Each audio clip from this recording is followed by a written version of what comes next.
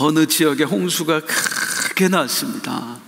비가 얼마나 많이 오는지 점점 물이 불어나는 거예요.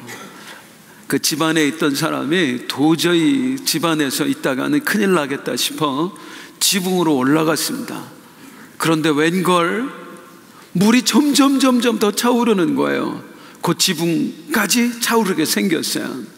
이 사람이 거기서 꿇어 엎드려 기도하기 시작합니다. 하나님 아버지, 제발 살려주세요. 저를 제발 살려주세요. 저를 구원해 주세요. 기도를 마치고 얼마 후에 생각지도 않았는데 보트가 한 대 거기 탁 하고 나타난 거예요. 와, 근데 이 사람이 뭐라고 하냐면 얼른 타라고 했더니 괜찮다고, 내가 지금 하나님께 기도했으니까 하나님이 나를 구원해 주실 거라고, 당신들은 걱정하지 말고 그냥 가라고. 아니 무슨 소리냐고, 빨리 타라고. 아니라고, 나는 하나님이 구원해 주실 때까지 기다릴 거라고. 그래서 보트를 그냥 보냈어요. 보트가 또 한 번 왔어요. 그냥 보냈어요. 세 번째 보트가 왔는데도 하나님이 구원해 주실 거라고 하고는 그냥 보내버렸어요. 그리고 죽었대요. 천국에 갔어요. 하나님 앞에 따졌습니다. 하나님 어떻게 그럴 수가 있느냐고. 내가 어릴 때부터 얼마나 하나님을 열심히 잘 섬기고 믿었느냐고. 그리고 내가 얼마나 그때 간절히 기도했느냐고. 내 기도를 이렇게 무시할 수가 있냐고. 내 믿음을 이렇게 무시할 수가 있느냐고. 그때 하나님이 말씀하셨어요. 야, 내가 너한테 보트를 3번이나 보냈는데 왜 그 보트를 안 탔느냐고. 그 보트는 이 사람에게 하나님이 주신 기회였어요.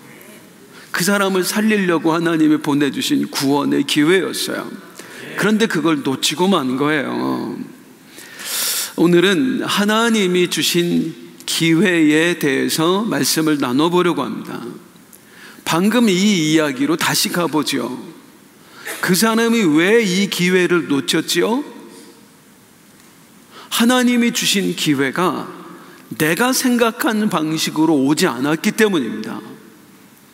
이 사람이 생각한 방식은 다른 거였어요. 하나님은 무슨 초자연적인 역사를 일으키신다거나 아니면 갑자기 물이 막 확 하고 빠진다거나, 이 사람이 원한 방식은 그런 거였는데 하나님은 전혀 다른 방식으로 그에게 구원의 기회를 주신 거예요. 그러니까 이게 기회인 줄을 몰랐던 거죠.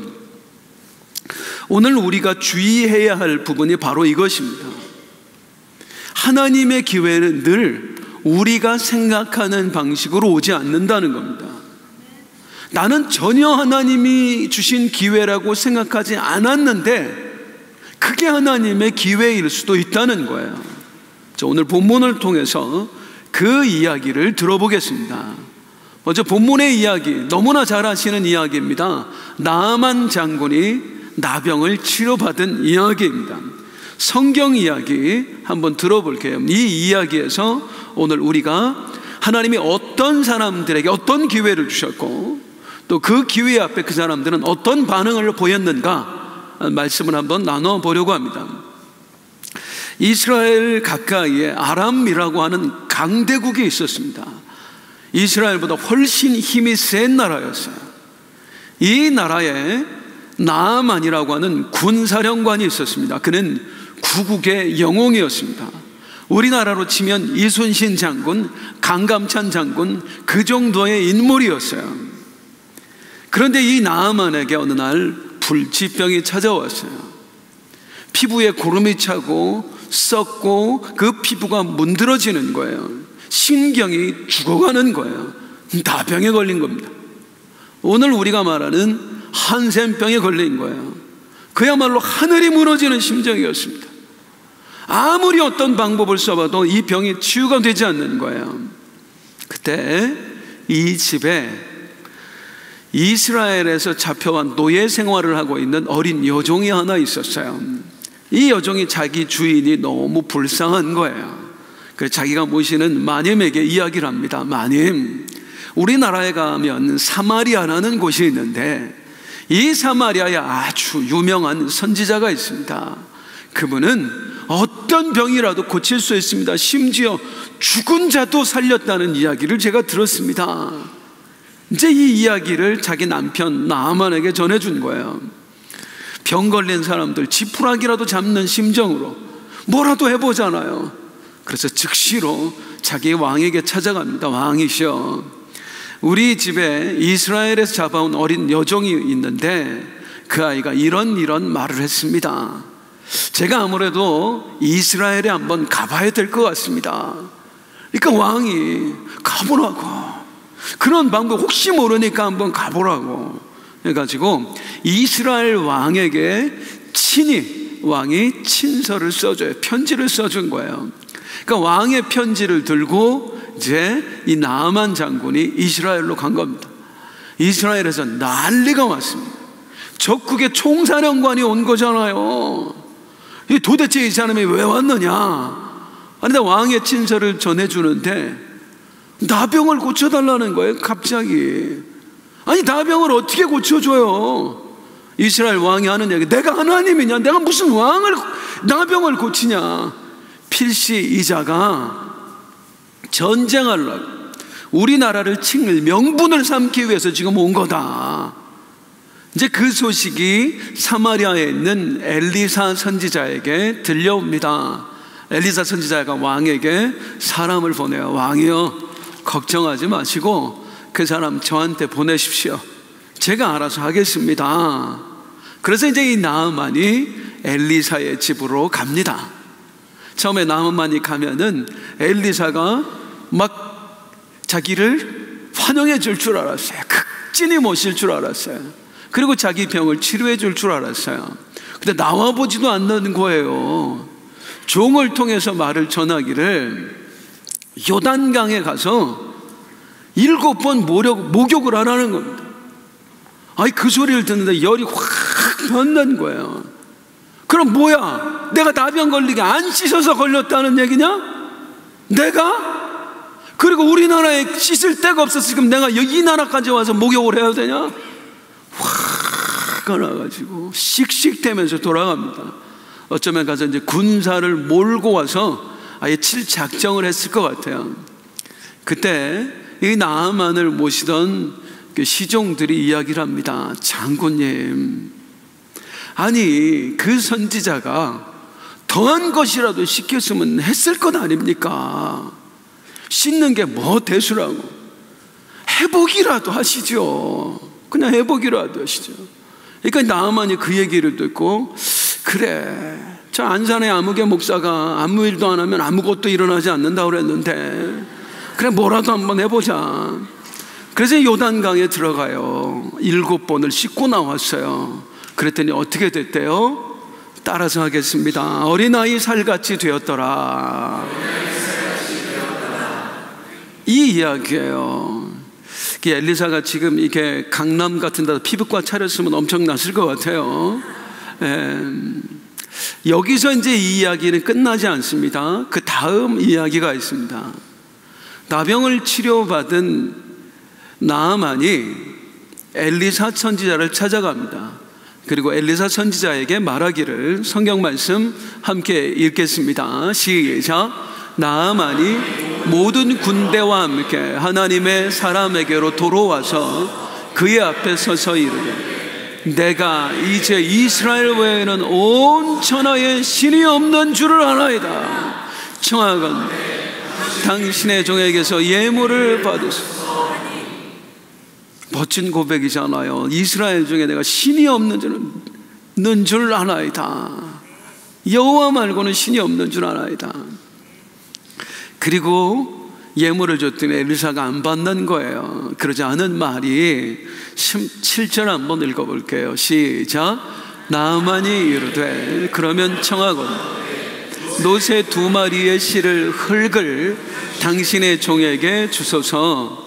이제부터는 종이 번제물과 다른 희생 제사를 여호와 외 다른 신에게는 드리지 아니하고 다만 여호와께 드리겠나이다. 그 뒤에 다른 이야기가 조금 더 있어요. 이제 엘리사의 종이 뇌물 받고 그런 얘기가 있는데, 중요한 건 여기까지입니다. 이제 이 이야기를 가지고 오늘의 주제, 하나님이 주신 기회에 대하여 말씀을 나눠보려고 합니다. 오늘 본문을 보면은요, 더 찾으려면 찾을 수 있겠습니다만은, 하나님은 각기 다른 세 사람에게 각기 다른 방식으로 기회를 주십니다. 그리고 그 기회 앞에서 이 세 사람은 각기 다른 반응을 보입니다. 이제 그 이야기를 한번 드려볼게요. 하나님으로부터 기회를 받은 사람, 첫 번째 사람은 나병에 걸렸던 그 나아만입니다. 그가 하나님으로부터 받은 기회는 어떤 기회였느냐? 구원받을 기회였습니다. 자, 이 사건을 통해서 나아만이 하나님의 하나님 되심을 체험합니다. 정확히는 하나님만 하나님이시다 라는 걸 깨닫게 돼요. 직접 입술로 고백한 게 뭐예요? 내가 이스라엘 외에는 온 천하에 신이 없는 줄 아나이다. 무슨 말이에요? 여호와만 하나님이십니다.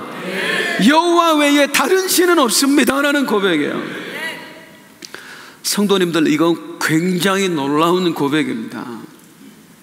고대 사회는요, 이스라엘을 제외한 거의 대부분의 나라 민족은요, 다신주의였어요. 이 세상에 신이 한 분만 있는 게 아니라 여러 신이 있다고 믿었어요. 이건 아예 태어날 때부터 그들이 듣고 배워온 거기 때문에 이 사상에서 벗어난다는 건 절대 있을 수 없는 일이었습니다. 저 하늘을 다스리는 신이 있고, 저 바다를 다스리는 신이 있고, 산을 주관하는 신이 있고, 강을 주관하는 신이 있고, 이 땅을 다스리는 신이 있고, 하늘에서 비를 내려주는 신이 있고, 그리고 또 아기를 낳게 해주는 신도 있고, 또 전쟁에서 승리하게 하는 신도 있고, 온갖 신이 있다고 믿고 그 신을 섬겼단 말이에요. 이스라엘 사람들 외에는 다 그러고 살았단 말이에요. 지난주 금요 성령 터치 때에 우리가 들었던 말씀 혹시 기억하십니까? 어떤 사건이었죠? 바벨론의 마지막 왕 벨사살이, 바벨론이 무너지던 날 뭐 했어요? 귀족 1000명을 모아놓고 파티를 열었어요. 그때 뭐랍니까? 창고에서 느부갓네살 왕 때에 다른 나라를 점령하고 가져왔던 온갖 우상들, 온갖 신상들을 쫙 깔아놓는 거야. 심지어 우리 하나님 성전에서 가져왔던 성전 기물에다가 술을 따라 마시면서 파티를 하고 있었어요. 자, 온갖 신들의 신상을 쫙 깔아놓은 이유, 뭐 때문이었어요? 어떤 의미였어요? 여러분들이요, 보십시오. 우리 바벨론이 섬기는 바루둑 신이 얼마나 위대하십니까? 그 신들 앞에 세상의 모든 신들이 다 무릎을 꿇었습니다. 우리 바루둑 신이 저들을 물리친 것입니다. 지금 메대와 바사가 쳐들어왔지만 염려하지 마십시오. 우리 바루둑 신께서 또 저 신들을 우리 앞에 무릎 꿇게 하실 것입니다. 자, 벨사살 왕이 가졌던 생각은 뭐냐? 이 세상의 신은 바루둑 신밖에 없다가 아니었어요. 이 세상의 신은 정말 많이 있는데 그 중에 바루둑 신이 가장 힘이 세다였어요. 그러니까 바루둑 신만 믿는 게 아니라 이 온 세상에 신이 있다라고 믿은 거예요. 이게 고대 사람들이 가졌던 생각입니다. 사실은 이스라엘 백성도 마찬가지였습니다. 애굽에서 430년 동안 종살이 했던 이스라엘 백성들 역시 이 다신주의에 완전히 물들어 있던 사람이에요. 나일강을 주관하는 신이 있고, 저 동물들을 주관하는 신이 있고, 하늘에 태양을 주관하는 신이 있고, 질병을 주관하는 신이 있고, 이 생각을 가지고 있는 거예요. 그들에게 하나님이 10가지의 재앙을 통해서 뭘 가르쳐 주는 거예요? 그들이 가지고 있는 그 다신사상을 박살내는 겁니다. 저 봐라, 나일강에 무슨 신이 있느냐? 무슨 짐승을 주관하는 신이 있냐? 치료하는 신이 어디에 있냐? 태양을 주관하는 신이 어디에 있느냐? 강도, 짐승도, 그리고 또 인간의 질병도, 저 하늘의 태양도 다 누구 손 안에 있다? 다 여호와의 손 안에 있다. 나 여호와만 신이다. 나만 하나님이다. 그걸 보여주고 나서 저들이 시내산 앞으로 데려가서 첫 번째 저들에게 말씀하신 게 뭐예요? 나 외에는 다른 신을 내게 두지 말라요. 나만 하나님이다. 나만 신이다.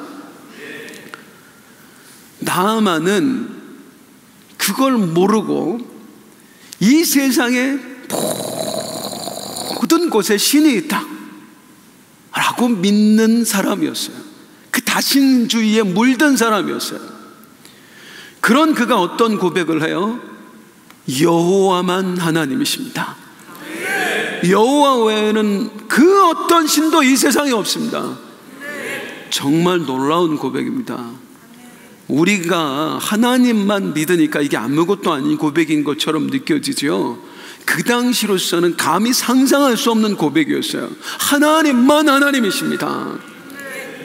사실은 북이스라엘에 쳐들어와서 막 포로로 잡아가고 그랬는데요, 그 당시 북이스라엘 사람들도 갖지 못한 생각이었어요. 북이스라엘 사람들 다 우상 숭배했습니다. 하나님 외에 다른 신도 섬겼단 말이에요. 그러니까 이스라엘 사람도 갖지 못한 믿음을 이 나아만이 갖게 된 거예요. 그에게 무엇이 임했습니까? 구원이 임한 것입니다. 하나님만 하나님이시다라고 믿게 됐고, 엘리사에게 한 고백이 뭐예요? 나는 이제 이 하나님만 섬기겠습니다. 나아만에게 구원이 임한 거예요. 그렇다면 여러분, 이 나아만이 어떻게 구원받을 수 있었는가 하는 거예요. 질병 때문입니다. 그에게 찾아왔던 질병이 그로 하여금 구원을 받는 일에까지 인도해 준 거예요. 이 나병이라고 하는, 어쩌면 천형이라고 부르죠. 그 저주받은 질병입니다. 그 저주받은 질병이 이 나아만에게 구원을 가져다 줬다고요. 즉 나병은 하나님께서 나아만에게 주신 기회였습니다. 어떤 기회였어요? 따라하겠습니다. 구원받을 기회. 구원받을 기회였어요. 그런데 이게 처음부터 기회로 느껴졌을까요? 생각을 해보세요. 이 나병이 찾아오기 전까지만 해도 나아만은 세상에 부러울 게 하나도 없는 사람이었어요. 왕 바로 밑에 아람이라고 하는 그 강대국의 군권을 한 손에 쥐고 있는 사람, 구국의 영웅이었습니다. 부와 명예 모든 것을 다 가진 사람이 있단 말이에요. 심지어 권력도 가진 사람이었단 말이에요. 모든 사람이 그를 칭송했고 모든 아람의 백성들이 그를 사랑했습니다. 그야말로 걱정거리가 하나도 없는 인생, 남부러울 것이 없는 인생. 그런데 어느 날 찾아온 질병 하나가 그의 모든 것을 앗아가 버렸어요. 총사령관이라는 지위가 무슨 의미가 있어요? 나병 앞에 국민들이 떠받들면 뭐예요? 그들 앞에 얼굴도 보일 수가 없는데요. 이 문드러진 얼굴을 보면 그래도 저들이 나를 존경할까? 그래도 저들이 나를 사랑할까? 사람들 앞에 나설 수도 없는 거예요. 처음에 이 질병이 찾아왔을 때 나아만은 부정했을 겁니다. 아니야, 그럴 리가 없어. 이거 그냥 피부병이겠지. 그런데 점점 커지는 가운데 의사한테 찾아가 진단 받았겠지요. 나병이라는 소리를 딱 듣는 순간 하늘이 무너질 것 같았을 겁니다. 무슨 방법이라도 다 이 병을 낫기 위해서 별 방법을 다 썼을 거예요. 아까도 말씀드렸습니다만 병에 걸린 사람 진짜 지푸라기라도 잡는 심정이거든요.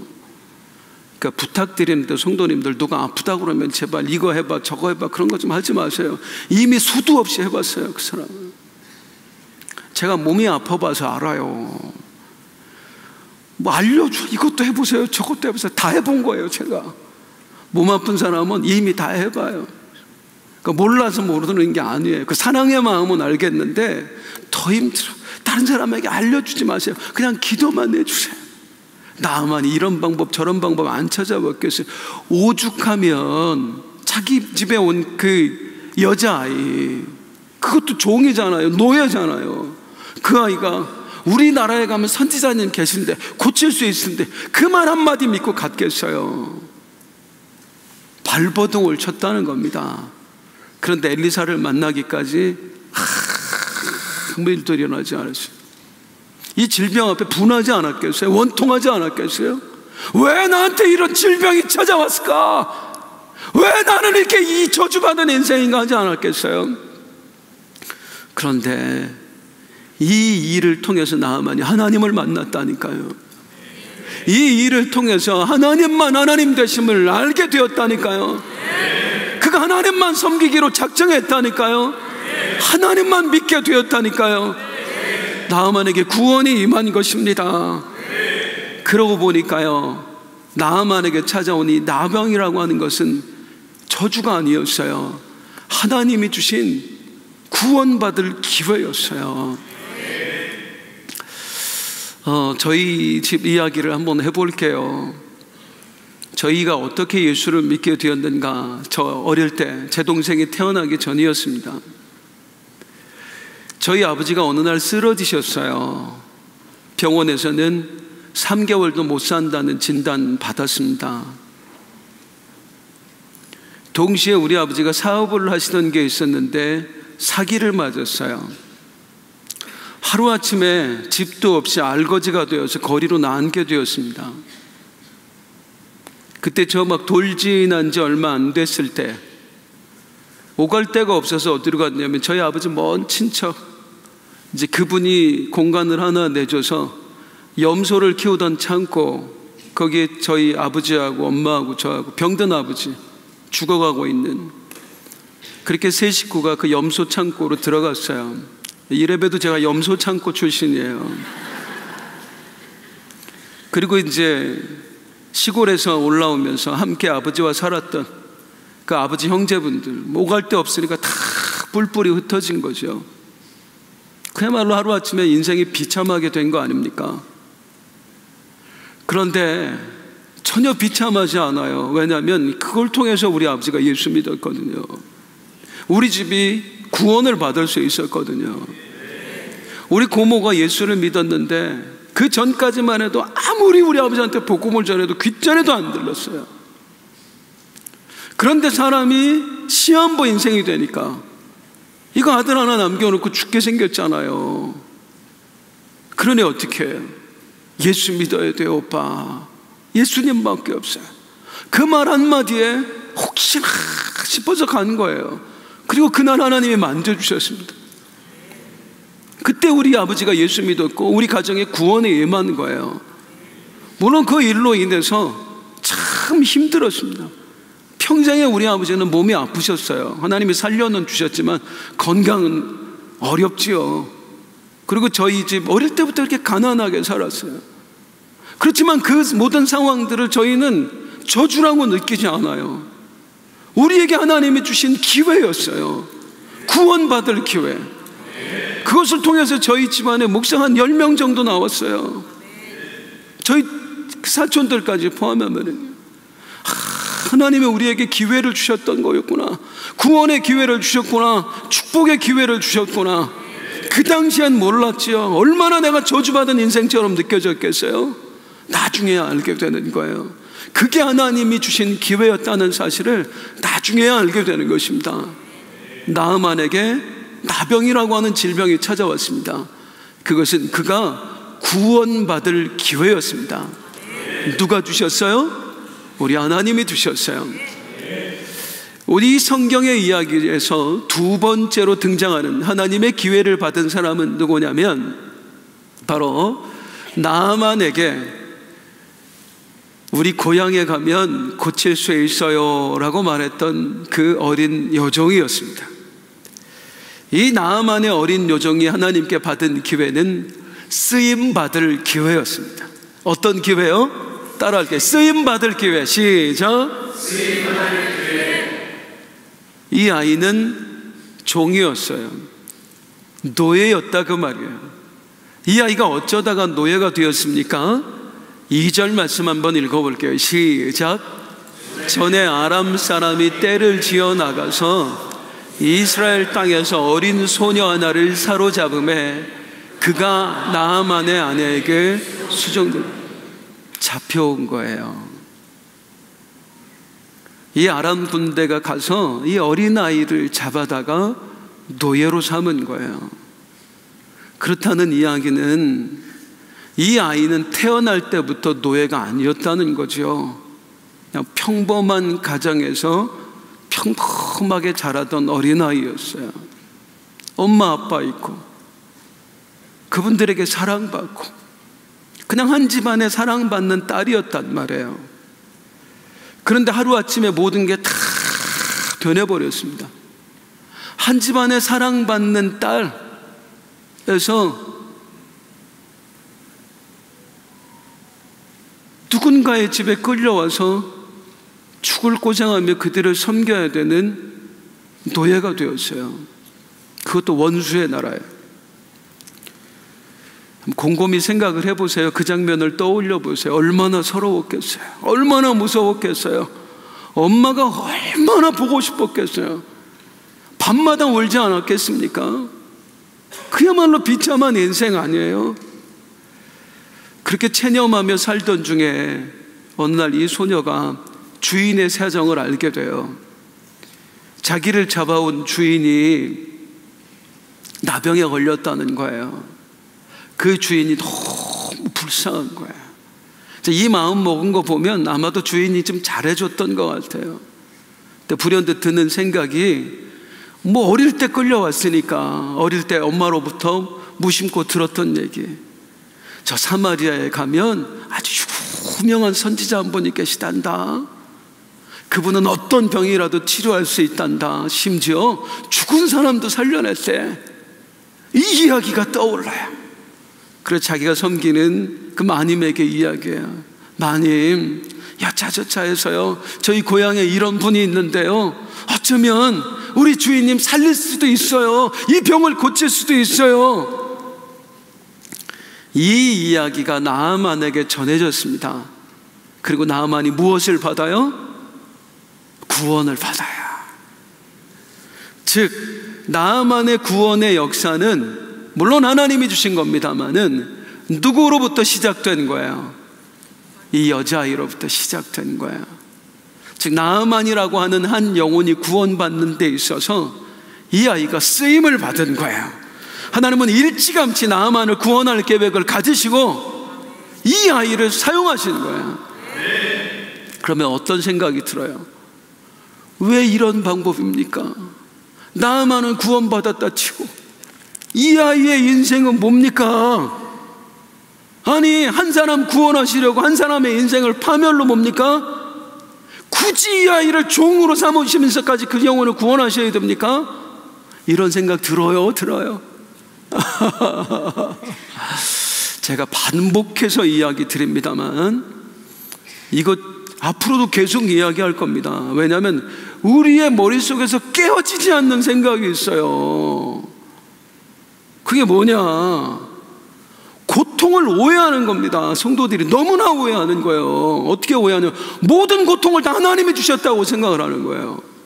질병도 하나님이 주셨고 망하는 것도 하나님이 주신 거고 뭐 어려움도 하나님이 주신 거고 다 하나님이 주셨다고 생각을 하고 어떤 어려움만 찾아오면 하나님만 원망해. 왜 나한테 이런 고통을 허락하시느냐고, 왜 이런 일을 허락하시냐고. 제가 어떤 목사님의 이야기를 들었어요. 자기 어릴 때 이야기를 하더라고요. 어릴 때 길을 가다가 강아지 3마리, 새끼 강아지 3마리를 본 거예요. 엄마가 어디 갔는지 없어. 그리고 이 강아지만 놓여 있는 거예요. 이 아이들을 데려갔어요. 그래서 이제 집에서 키우는 거야. 근데 태어난 지 얼마 안 된 강아지들이 엄마도 없이 젖도 못 먹는데 잘 자라겠습니까? 한 마리가 시름시름 알아 죽어가고 있는 거예요. 그래서 기도했대요. 하나님, 우리 강아지 좀 살려주세요. 우리 강아지 좀 살려주세요. 근데 죽었어요. 너무 마음이 아팠어. 이제 초등학교 저학년 때, 아주 어릴 때. 근데 2번째 강아지가 또 얘도 죽어가고 있는 거예요. 하나님 얘 좀 살려주세요. 하나님 얘 좀 살려주세요. 또 죽었어. 자, 마지막 하나 남았잖아요. 이거 살리려고 애를 쓰는데 또 죽어가. 하나님 얘만큼은 살려주셔야 돼요. 얘만큼은 또 죽었어. 하나님 어떻게 이럴 수가 있어요? 어떻게 우리 강아지들을 하나님이 죽일 수가 있어요? 시험 들어갖고 중학교 때까지 교회를 안 나갔대요. 우습지요? 하나님이 죽이신 거예요? 엄마가 없으니까 죽지요. 강아지가. 얘가 뭘 돌볼 힘이 있어요. 그런데 하나님이 죽이셨다고 생각을 해요. 이 아이는. 우리가 그런다니까요. 하나님이 하신 일이 아닌데 하나님이 했다고 착각을 하고 하나님한테만 따지는 거예요. 하나님한테만 원망을 하는 거예요. 우리에게 찾아오는 고통은 물론 하나님이 주시는 고통도 있습니다. 성경에는 하나님이 주시는 고통이 많이 나오죠. 왜요? 하나님 이야기니까 하나님 주신 고통이 나올 수밖에 없지요. 그런데 마귀가 주는 고통도 많아요. 오히려 하나님이 주시는 고통보다 마귀가 주는 고통이 더 많아요. 그것만 있어요? 아니요. 하나님이 주신 것도 아니고 마귀가 준 것도 아니고, 마귀가 주셨다고 큰일 날 뻔했네요. 마귀가 준 것도 아니고 그냥 일반적으로 찾아오는 고난, 고통이 있어요. 예를 들어서 쓰나미가 몰려와서 막 덮쳐요. 하나님이 쓰나미 몰려오게 하셨습니까?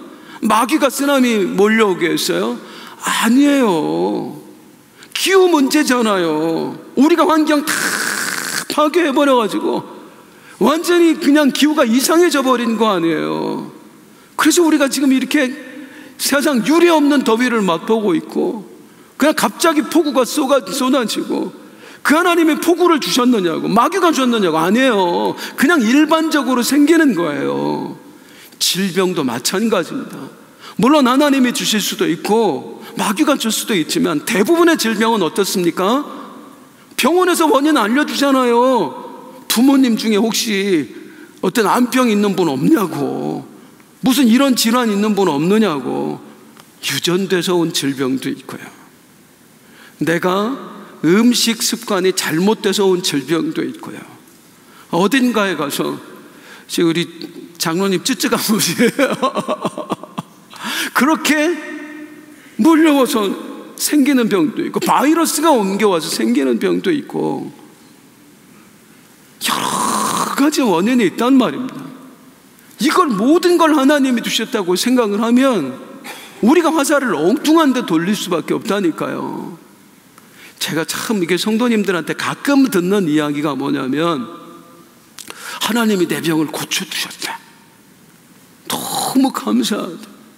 그런데 막 감사원금까지 내신 분이 몇 달 있다가 재발됐다고, 그 병이 다시 찾아왔다고, 막 1, 2년 있다가. 그러면서 그때 하나님이 안 고쳐주신 거 아니냐고. 분명히 고쳐주셨는데 왜 내가 그대로 있지요? 왜 다시 이 병이 찾아왔지요? 병이 걸린 원인으로 다시 돌아가니까 그렇지요. 내가 식습관이 잘못됐든, 아니면 유전병이 있든, 아니면 자세가 나쁘든, 운동을 안 해서든, 그래서 병이 찾아온 걸 하나님이 고쳐주셨어요. 그럼 이제는 그동안 나쁜 것만 먹어서 병에 걸렸으니까, 하나님 고쳐주셨으니까 이제 좋은 거 먹어야지. 다시 나쁜 거 먹는 거예요. 그러니 병이 또 찾아오죠. 운동을 안 해서 걸린 병을 하나님이 치료해 주셨으면 이제 운동하면서 관리를 해야죠. 근데 그걸 안 하는 거예요. 다시 병이 찾아왔다가 하나님만 원망하는 거예요. 여기서 이제 중요한 핵심은 뭐다?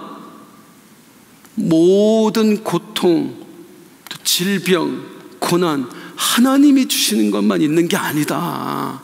일반적으로 찾아오는 게 훨씬 더 많다. 이 아이의 이야기로 들어가 볼게요. 이 아이가 지금 잡혀와서 노예가 되었습니다. 하나님의 노예 만드신 거예요? 아니에요. 국제 정세가 그랬어요. 그 당시에는 수시로 나라와 나라가 싸웠단 말이에요. 이스라엘의 전쟁이 빈번히 일어났어요.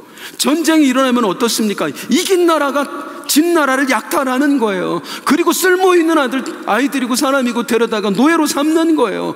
빈번하게 일어났어요. 이 아이만 노예로 잡혀간 게 아니고 많은 사람이 노예로 잡혀갔어요. 그냥 그 와중에 일어난 일이에요. 우리나라가 졌기 때문에 일어난 일이에요. 나아만도 마찬가지예요. 그 당시에 나병에 걸린 사람이 나아만 뿐입니까? 아니에요. 다른 사람도 다 걸려요. 다른 사람들 다 걸리는 질병이 나아만에게도 찾아온 거예요. 그 당시에 위생 상태가 워낙 안 좋으니까 그런 질병에 쉽게 걸릴 수밖에 없지요. 그런데 중요한 건 뭐냐면 누구에게나 찾아올 수 있는 고난입니다.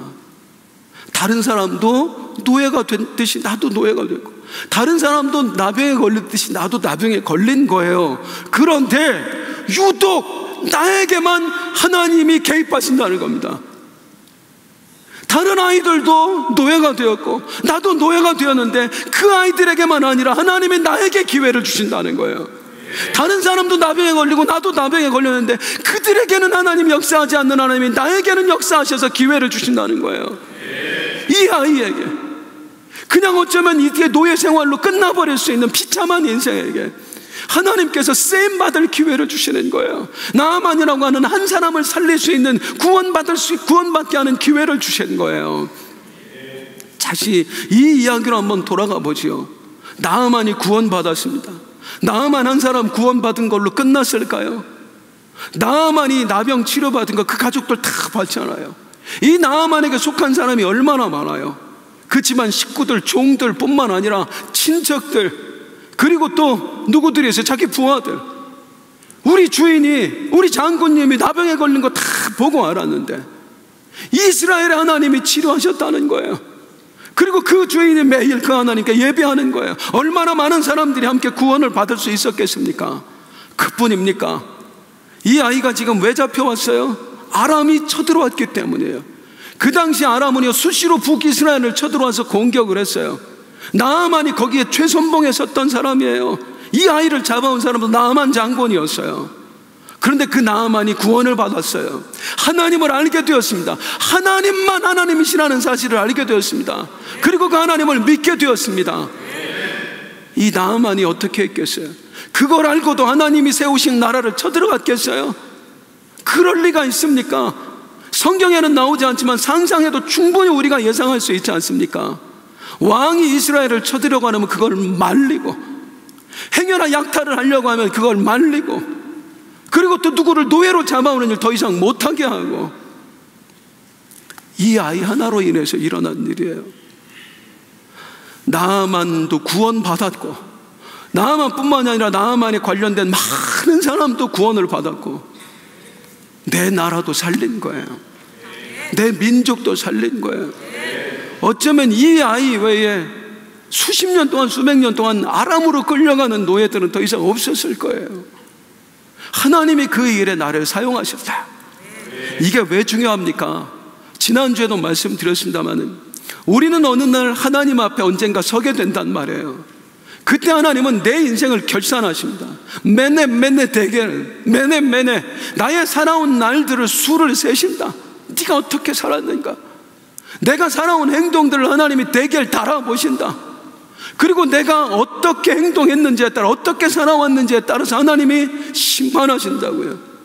상급을 주시기도 하고 아니면 멸망이 나에게 찾아오기도 하고, 그런 가운데 우리의 오늘이라고 하는 삶은 어떤 삶이, 어떤 의미를 가지는 삶이냐면 그 하나님 앞에 서기 위한 준비 과정이란 말이에요.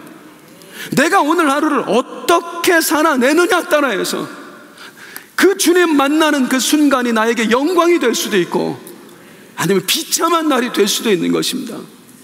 그걸 위해서 하나님께서는 우리 모두에게, 날마다 믿는 자들에게 어떤 기회를 주셔요? 상급을 쌓을 기회를 주시는 거예요. 우리 모두에게 예배를 통해서, 기도를 통해서, 전도를 통해서, 헌신을 통해서 하나님 앞에 상급 받을 수 있는 기회를 하나님께서 우리에게 허락하시는 줄로 믿습니다. 오늘 이 밤이 그 기회를 잡는 밤이 되기를 원합니다. 이 예배를 통해서, 오늘 드리는 기도를 통해서 한 축복의 기회를 잡는 여러분들 되시기를 소망합니다. 그 기회를 이 아이에게 하나님이 허락하셨고 이 아이가 그 기회를 잡은 거예요. 다시 말씀드립니다. 나만 노예가 된 게 아니라니까요. 다른 사람도 다 노예가 되었던 거예요. 내 또래는 얼마나 많이 잡혀왔겠어요. 우리 동네 친구들. 그런데 그 가운데 쓰임받은 아이, 하나님이 주신 기회를 붙잡을 수 있었던 아이는 이 아이 하나였단 말이에요. 저는 여러분 모두를 축복합니다. 그게 여러분의 이야기가 되기를 소망합니다. 하나님이 주신 기회를 붙잡는 여러분 모두가 될 수 있길 다시금 주님의 이름으로 축복합니다. 병드셨어요. 실패하셨어요. 그 병이 나에게만 찾아오는 거 아니잖아요. 그 실패가 나에게만 찾아오는 건 아니잖아요. 주님의 이름으로 부탁드립니다. 실패를 실패로 끝나게 하지 마시고 실패를 기회가 되게 하십시오.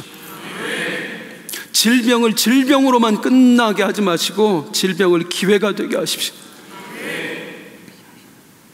주님의 이름으로 축복합니다. 이 성경 이야기에서 이제 마지막 사람의 이야기를 해보겠습니다. 마지막으로 하나님께서 기회를 주신 사람은 누구였느냐? 바로 북이스라엘의 왕이었습니다. 그에게 하나님이 주신 기회는 어떤 기회였느냐? 따라하겠습니다. 용서받을 기회. 용서받을 기회였습니다. 오늘 본문에는 이 사람의 이름이 나오지 않지만 이 사람은 여호람 왕입니다. 여호람 왕, 북이스라엘의 모든 왕이 그렇습니다마는 우상 숭배자였습니다. 이 사람은 하나님을 믿지 않았어요. 하나님을 섬기지 않았어요. 그리고 자신뿐만 아니라 온 나라를 파멸로 이끌어갔습니다. 그를 깨우치기 위해서 하나님이 전쟁도 보내고 별걸 다 해봐도 돌아오지 않는 거야. 그런 그에게 어느 날 큰 사건이 하나 생깁니다. 아람이라고 하는 강대국, 우리나라 쳐들어와서 쑥대만 만들고 간 지 얼마나 됐다고. 그 나라에 총사령관이 왔어요. 왕의 편지를 가지고 왔는데 세상에 뭐라고 써 있어요? 이 나아만의 나병을 고쳐달래요. 사람이 나병을 어떻게 고치냐고요. 그래서 여호람 왕이 뭐라고 거기다 반응을 보이나요? 7절 한번 읽겠습니다. 시작. 이스라엘 왕이 그 글을 읽고 자기 옷을 찢으며 이르되 내가 사람을 죽이고 살리는 하나님이다. 내가 어찌하여 사람을 내게로 보내 나의 나병을 고치라 하느냐. 너희는 깊이 생각하고 저 왕이 틈을 타서 나와 더불어 시비하려 함인 줄 알라. 여기 내가 하나님이냐, 내가 사람을 죽이고 살리는 하나님이냐 오해하지 않았으면 좋겠어요. 이거 하나님 믿어서 하는 말이 아닙니다. 그냥 신을, 내가 무슨 신이냐? 내가 어떻게 나병을 고쳐? 저놈들이 우리나라의 처들을 구실을 삼으려고 지금 이 나만을 보낸 거다. 이제 죽게 생겼다. 죽게 생겼다. 사람 만병의 근원이 뭐죠? 스트레스예요. 스트레스에 휩싸이는 거야. 식음을 전폐하고 아무것도 할 수가 없습니다. 그런데 해결책이 있잖아요. 진짜 사람을 죽이고 살리는 하나님이 있으시잖아요. 그 하나님께 찾아가면 이 문제 해결되는 거거든요. 그런데 안 가요. 하나님을 떠올리지 않아요. 사실 나아만이 찾아온 건 이스라엘 왕이 아니었어요. 이름은 모르지만 사마리아에 있는 그 선지자였어요. 엘리사였습니다. 엘리사에게 보내기만 하면 해결되는 거예요. 그런데 그걸 모르고 끙끙 앓아 스트레스에 함몰되어서 고통을 당하고 있어요. 저는 이 고통을 이렇게 부릅니다. 따라하겠습니다. 고통 아닌 고통. 왜 고통 아닌 고통이에요? 고통 당하지 않아도 되는 고통이다 그 말이에요. 토스만 하면 돼요. 나에게 찾아왔어요. 엘리사에게 토스만 하면 돼요. 그러면 내가 더 이상 고통당할 일 없어요. 스트레스 받을 일 없어요. 그런데 그걸 몰라요. 그걸 모르고 이 문제를 끌어안고 여기서 고통당하고 있는 거야. 해답은 하나님께 있는데 그걸 모르고 이 문제에 빠져서 허우적대고 있는 거예요. 사랑하는 성도님들, 오늘날 이렇게 살아가고 있는 인생들이 얼마나 많은지 아십니까? 해답이 주님 안에 있습니다. 근데 주님이 아닌 엉뚱한 것에 매달려 사는 인생들이 얼마나 많은지 아시냐고요. 교회 밖에만 있는 거 아니에요. 교회 안에도 너무나 많아요. 주님은 하실 수 있거든요. 살아계시거든요. 우리 하나님은 해결할 수 있거든요. 그런데 그 하나님을 안 찾는 거예요. 하나님 앞에 나오면, 하나님께 매달리면 역사가 일어나는데, 해결받을 수 있는데 이 하나님을 찾지 않고 그냥 고통당하고 있는 거예요. 고통 아닌 고통이에요. 얼마나 어리석은 인생들입니까? 이 어리석은 자를 위하여 엘리사가 결국에는 나섭니다. 왕에게 사람을 보내요. 엘리사가 했던 말 한번 보실래요? 중요합니다. 시작. 하나님의 사람 엘리사가 이스라엘 왕이 자기의 옷을 찢었다함을 듣고 왕에게 보내 이르되 왕이 어찌하여 옷을 찢었나이까? 그 사람을 내게로 오게 하소서. 그가 이스라엘 중에 선지자가 있는 줄을 알리이다 하니라. 그가 나만이 이스라엘 중에 선지자가 있는 줄 제가 알게 하겠습니다. 그러니 보내십시오. 이건 사실은요, 이스라엘 왕 들으라고 하는 이야기예요. 이스라엘 중에 선지자가 있는데, 하나님이 심으신 선지자가 있는데, 이스라엘을 보호하시는 하나님의 손길이 있는데, 왕이여 왜 깨닫지 못하십니까? 하나님께 맡기면 해결된 문제인데 왜 그걸 인정하지 않고, 왜 그걸 깨닫지 못하고 자기 손으로 그걸 쥐어잡고 끙끙 앓고 있습니까? 내가 당신에게 하나님이 살아계심을 알게 하겠습니다. 그분만 하나님 되심을 알게 하겠습니다. 하나님께서 엘리사를 통해서 이 여호람 왕에게 기회를 주신 거예요. 용서받을 기회, 그동안 우상 숭배했던 죄 용서받을 기회, 회개할 기회, 돌아올 기회, 구원받을 기회. 여기서 한 가지 여쭐 게 있습니다. 퀴즈. 이 여호람 왕이 진짜로 엘리사의 존재를 몰랐을까요? 사마리아의 그 유명한 선지자, 어떤 병이라도 고치고 심지어 죽은 사람도 살리는 선지자가 있다라는 이야기를 여호람 왕이 몰랐을까요? 어떻게 몰라요? 이 어린애도 아는 걸 왕이 왜 몰라요? 자기 나라에 이런 사람이 있는 걸. 이미 사실은 엘리사가 여호람 왕을 도와준 적도 있어요. 그런데 엘리사한테 도움받을 생각은 전혀 안 해요. 하나님께 매달릴 생각은 전혀 안 해요. 왜요? 사실은 진짜로 몰랐던 게 아니라 싫었던 거예요. 엘리사에게 찾아가서 도와달라고 하는 게 싫었던 거예요.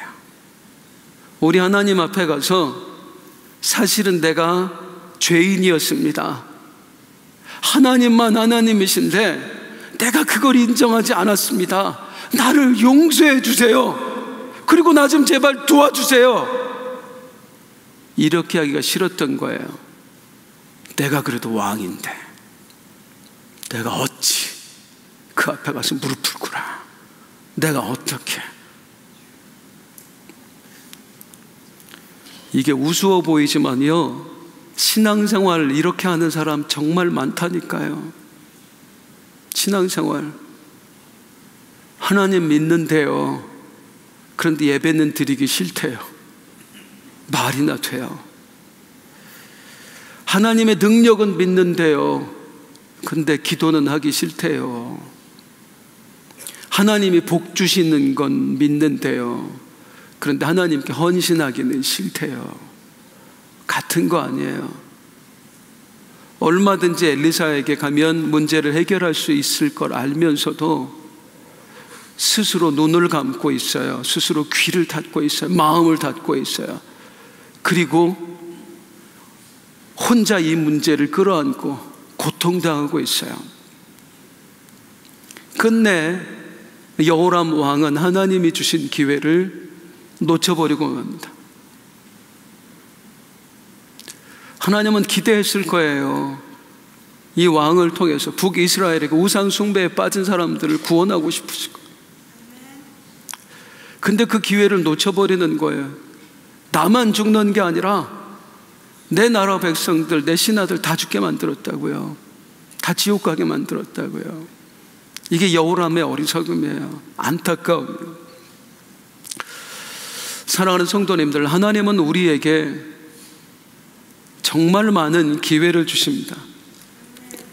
오늘 이 나아만에게 주셨던 것처럼 구원받을 기회를 주셨고요. 아마 그 기회를 다 붙잡았기 때문에 여기 나오신 거겠죠. 또한 하나님은 우리에게, 이 여종에게 그러셨던 것처럼 쓰임받을 기회도 주시고요. 그 여호람에게 하시는 것처럼 하나님은 우리에게 용서받을 기회, 회개할 기회도 주십니다. 이 기회들은 있잖아요, 항상 다른 옷을 입고 찾아와요. 어떤 때는 밝은 옷을 입고 찾아와요. 또 어떤 때는 어두운 옷을 입고 찾아와요. 고통이라고 하는. 그래서 우리 눈에 이게 기회인지 아닌지 잘 분간이 안 되는 거예요. 마치 고난이 아닌 것처럼, 마치 기회가 아닌 것처럼 고난이라는 옷으로 위장을 하고 찾아올 때가 있어요. 그래도 분명히 믿으셔야 됩니다. 무엇을요? 하나님이 나를 사랑한다는 거예요. 하나님이 나를 정말로 사랑한다는 거예요. 그걸 믿고 우리는 어떤 눈을 가져야 되느냐면, 이게 하나님이 주신 기회가 아닐까? 이게 하나님이 주신 기회는 아닐까? 사람을 만났을 때도 하나님이 나를 쓰시려고, 나를 복주시려고 이 기회를 주신 게 아닐까?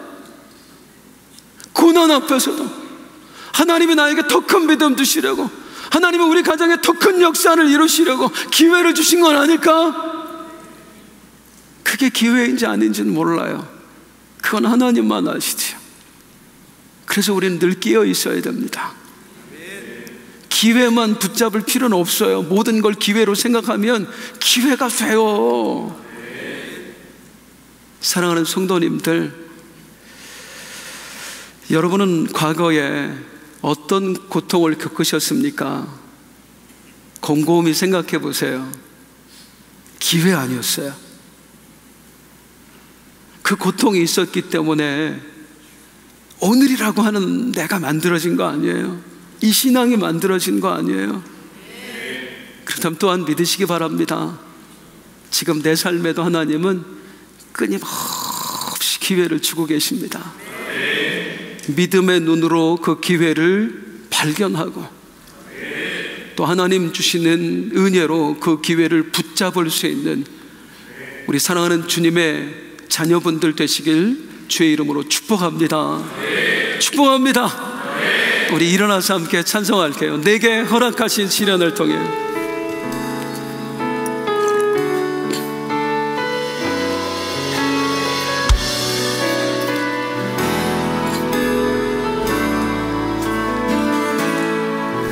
내게 허락하신 시련을 통해 나의 믿음 더욱 강하게 자라나고, 험한 산과 골짜기 지나는 동안 주께 더 가까이 나를 이끄시네. 내가 겪는 시험이 어렵고 힘겨워도 내 주님보다 크지 않네. 내 앞에 나라가 갈라지지 않으며 주가 나로 바다 위 걷게 나는 믿네.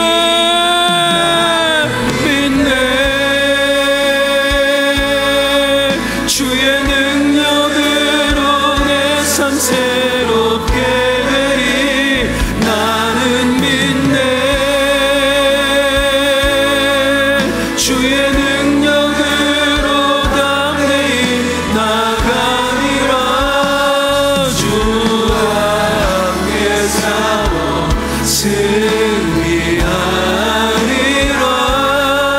날마다 믿음으로 나 살아가리. 내게 허락하신 이 시련을 통해, 시련을 통해 나의 믿음 강하게 자라나고, 험한 산과 골짜기